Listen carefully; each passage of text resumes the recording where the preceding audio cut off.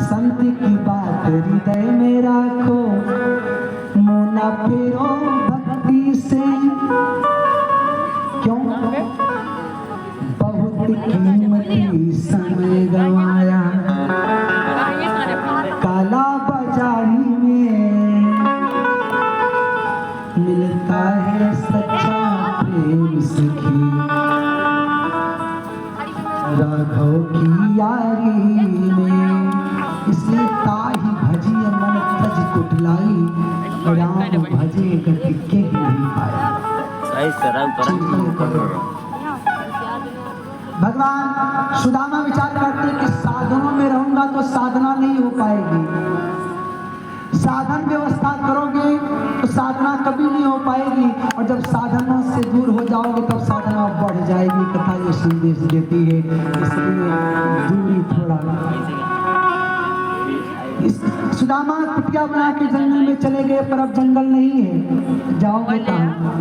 पर कथा कहती घर में रहो और घर से याद करो, पर किसी को जानकारी न होने पाए।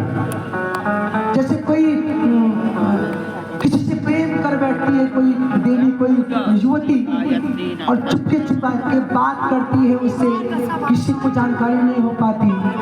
जार स्त्री की श्रेणी में ग्रंथ उनको रखते हैं। कथा कहती भक्त को भी वैसा होना चाहिए कि अपने प्राण प्रीतम की याद में खोया रहे और जानकारी किसी को ना होनी पाए किसको याद कर रहे हैं। भक्ति का दर्शन होना चाहिए और जीवन में भक्ति का प्रदर्शन नहीं होना चाहिए, दर्शन होना चाहिए। भगवान का भजन करने के भाव से श्यामा कुटिया बनाकर बाहर जाते हैं। बच्चे पत्नी महल में रहते हैं।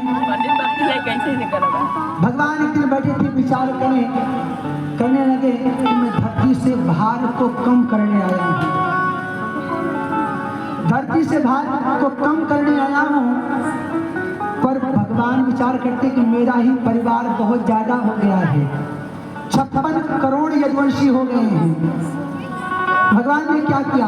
भगवान की इच्छा से दुर्वासा जी संतों की मंडली लेके द्वारिका में आए, रहने लगे। जामवंती के बेटा है शाम, पेट पर कपड़ा बांधते हैं, साड़ी पहनते हैं, सखाओं को लेके दुर्वासा जी के पास जाते हैं। बड़े क्रोधित महात्मा है। दुर्वासा जी से सखा कहते हैं कि महाराज जी हमारी